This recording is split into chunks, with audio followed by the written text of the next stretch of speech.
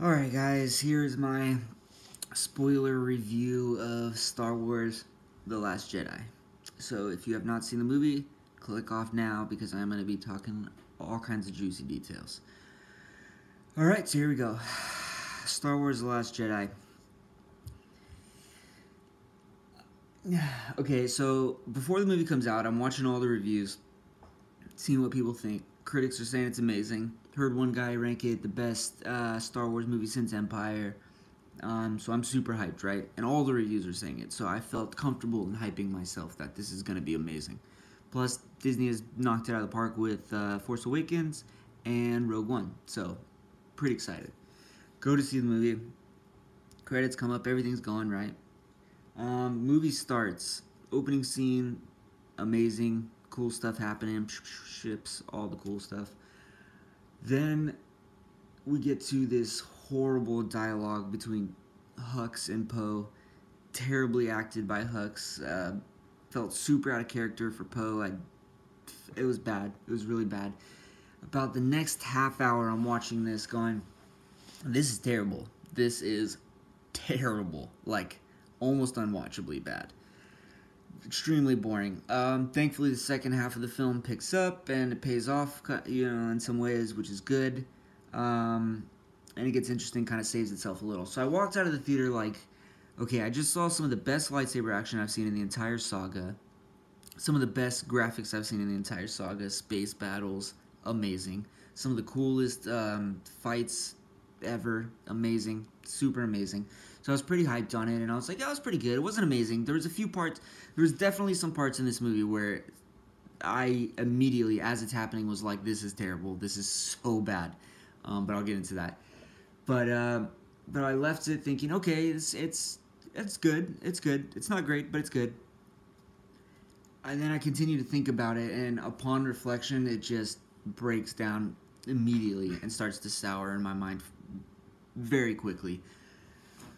So, okay, plot holes everywhere. The story literally makes no sense. I felt that Force Awakens had a really good well-rounded story. I mean, it was the same as New Hope, so we've seen it before, but it was a good story. Everything, we kicked off a new adventure, introduced new characters really well. They all had a point. They were all there for a reason. The jokes didn't feel forced, felt natural. Everything felt good. This movie took a complete horrible turn. In the old movies, the story arc was built over the three movies. It's a trilogy. Each one was a trilogy. So it's a story that was told over three movies in segments.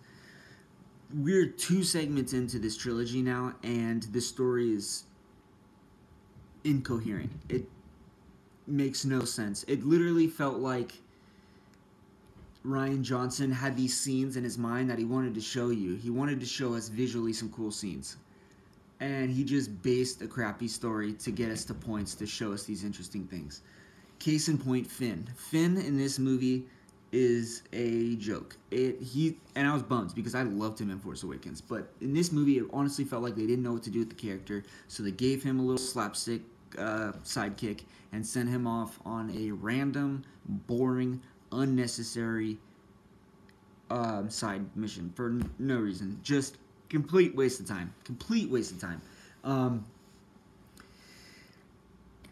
There's so much going through my mind about this movie. Okay, so, fine, Finn's terrible. Sorry, my cat is going crazy right now. Calm down, buddy. Calm down. So Finn was whatever, and Rose whatever, and you want to set up a romance between them, which is super weird, considering we already established chemistry kind of between him and Rey in the first movie, but then now you're going to switch it and throw him with this girl. Okay, cool, whatever. Now they're kind of giving tension between Rey and Kylo, some kind of Romeo and Juliet type thing. Okay, cool. Carrie Fisher.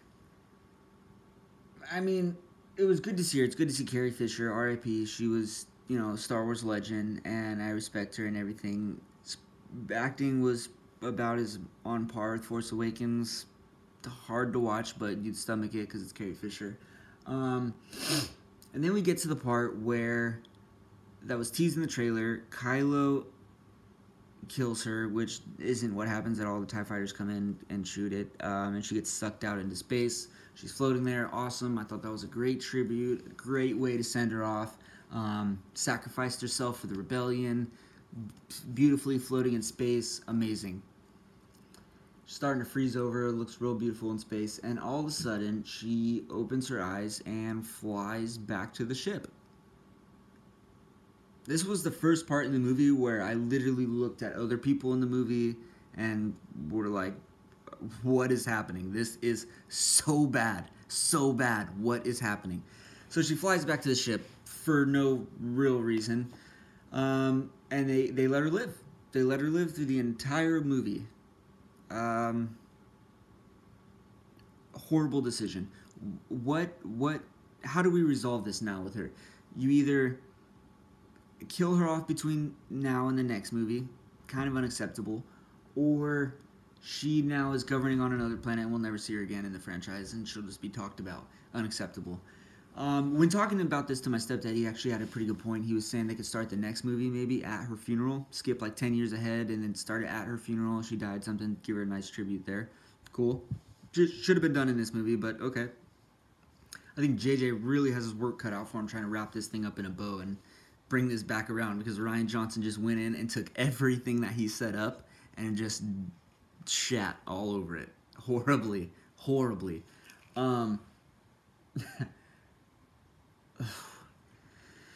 Okay, so let's move on to some other people. Luke. Walking out of the movie, I liked Luke. Thinking back on it, I can't stand anything that they did with Luke in the film. It makes no sense at all. Think about the fact that the entire original trilogy was based around the idea that Luke was not convinced that his father was dead and truly dead and truly into the dark side, that there was still good in him and he could bring him back to the light. Nobody believed him, but he stuck to his guns. 3 movies later, sure enough, he does it. Brings his father back, even further validating his point that no one is truly evil. You can bring them back from the light side. End of the original trilogy. Cut to this trilogy before it, 20 odd years later. He has his own academy now, training his nephew and a few others, and gets the slight whiff of evil in his nephew. The slightest whiff of evil, and decides, yep, better kill him before it spreads. What? Okay, so out of character for Luke.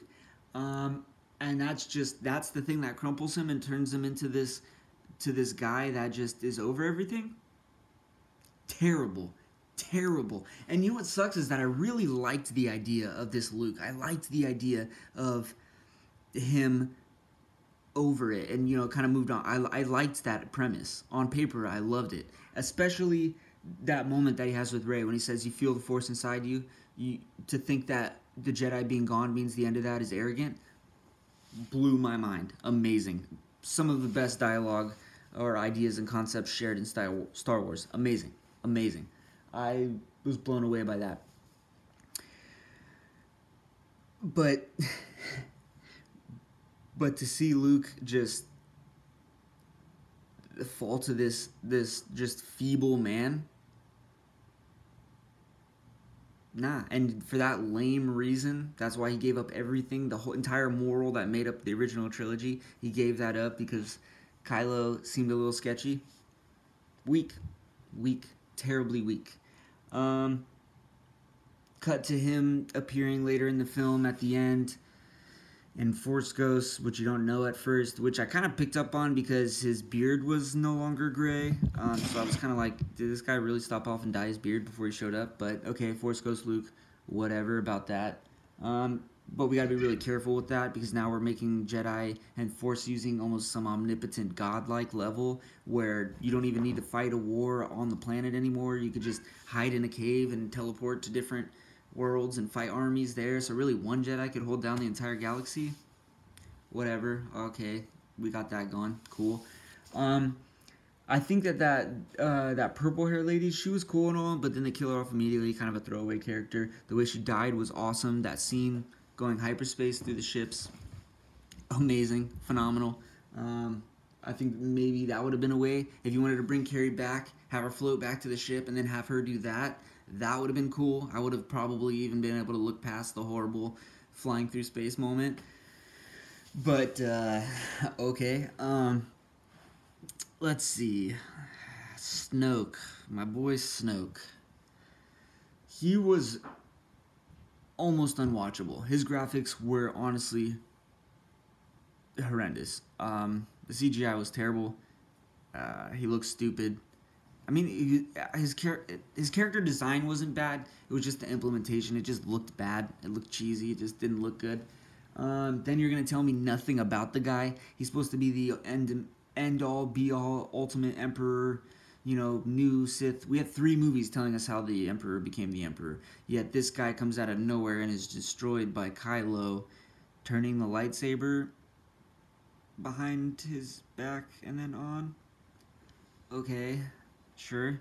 Which, don't get me wrong, it was an epic moment and it was cool to see that one time. But upon watching the movie 10 times, I'm going to be like, that's dumb and makes no sense.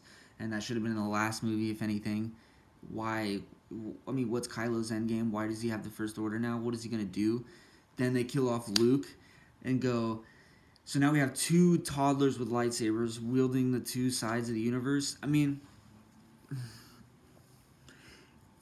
like I said, on paper, this movie would have been amazing. Like, all the plot points I agree with. I agree with most of the things they did. It's just the way they implemented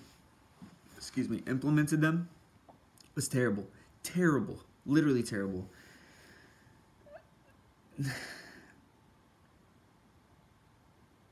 I can't even. But, okay, so the guards, the Crimson Guard, the new Crimson Guard, Pavlonian Guard, or whatever the fuck they're called. Super cool fight scene, best lightsaber. That whole scene was amazing. Super awesome, but Rey randomly disappearing was kind of weird.